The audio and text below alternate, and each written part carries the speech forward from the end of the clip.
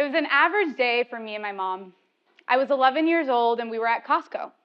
I was probably scoping out some free samples when she got the call from a 212 number. It was a nice admissions lady from the prestigious Spence School, an all-girls private school on the Upper East Side of Manhattan. We have a spot off the wait list for your daughter to join our incoming 6th grade class. Thank you very much, but we cannot afford that, was my mom's response. We have a substantial financial aid package for your daughter.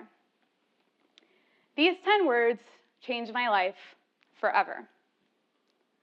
I grew up in the South Bronx, in a neighborhood where over 90% of the residents are either Black and/or Latino, and about 25% of families live in poverty, double the national average. Studies conducted by a nonprofit organization called Opportunity Insights at Harvard University have found that rates of upward mobility vary substantially based on the neighborhood in which you grew up. To put it plainly, people like me from places like the Bronx are far less likely to achieve intergenerational upward mobility. But every year that a child spends in a high mobility environment increases their earnings in adulthood. So although I didn't know it at the time, gaining access to the Spence School was like being hand-plucked from my neighborhood, from my community, and placed on a brand new trajectory. One that would propel me to new heights, but would require some sacrifices along the way. The journey from there actually sounds pretty linear. At Spence, the expectation amongst my classmates was no longer to just go to college, it was to, of course, go to the Ivy League. When eventually I started at the University of Pennsylvania, I internalized this expectation that I couldn't get any regular job. I had to make the big bucks in consulting or finance or technology. When eventually I started my career at Google, my family was beyond proud. I came out here to the Bay and I made more money than any of them ever had. So naturally, they thought I was a little off when I decided to quit, join a startup, and go back to school. Which brings me here, to the GSP, where we literally talk about changing the world. Not bad for a Dominican and Puerto Rican girl from the boogie down Bronx, am I right?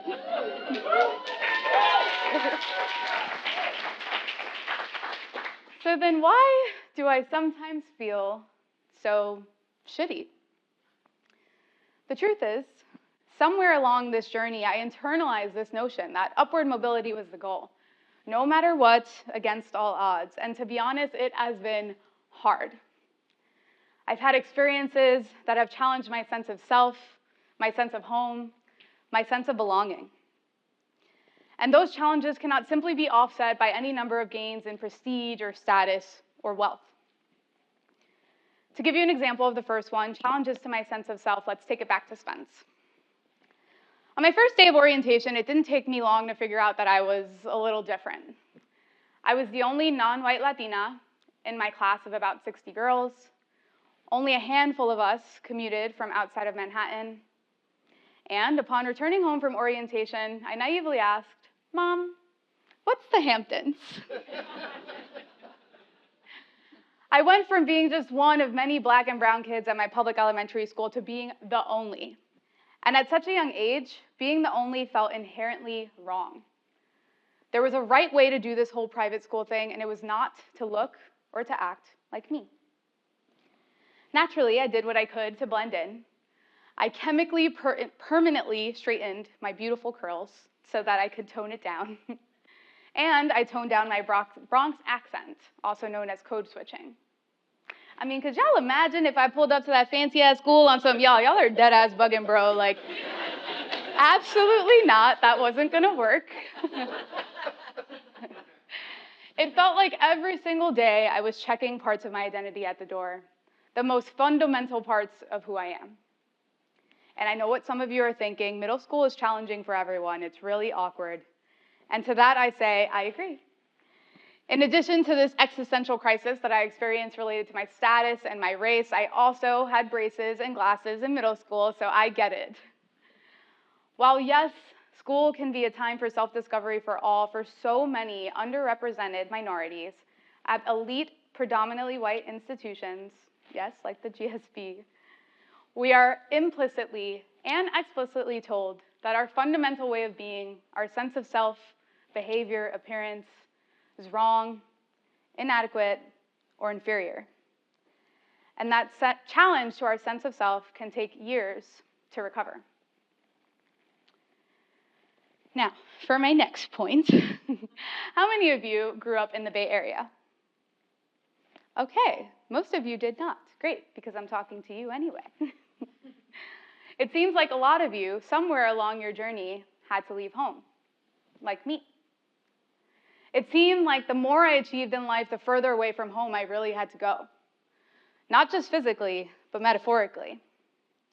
As I continued to gain access to such elite institutions that were so different from my neighborhood back home, I honestly started to feel disconnected from what home was. Some of you might relate to this feeling, whether you came here from Lebanon, from Peru, from Nigeria. How does it feel to return home to a place that you once knew so well and suddenly feel like an outsider? How do we stay grounded and connected to our communities, to our home? Now, this sense of home, this challenge to my sense of home is ever evolving. And for now, I try to bring small pieces of home with me in whatever space I enter. Which brings me here to the GSB once again. I stand before you as a second-year student at Stanford GSB, one of the best and most exclusive business schools in the world. I've been navigating predominantly white institutions as a young woman of color for almost 2 decades, and now I can hang. I mean, I've got the Google logo, the startup, and the VC experience, and I can speak the lingo without skipping a beat. Private equity this, golfing, skiing that. Just kidding, y'all, I really still don't know how to golf or how to ski, but that's all right. We're making it happen, all right? Against all odds, I made it. I can finally say that I belong at places like the GSB.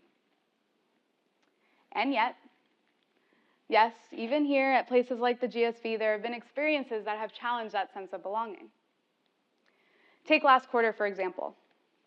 I was at a school-sponsored retreat, and one of my facilitators walked right by me at breakfast while I was grabbing an extra yogurt at the buffet.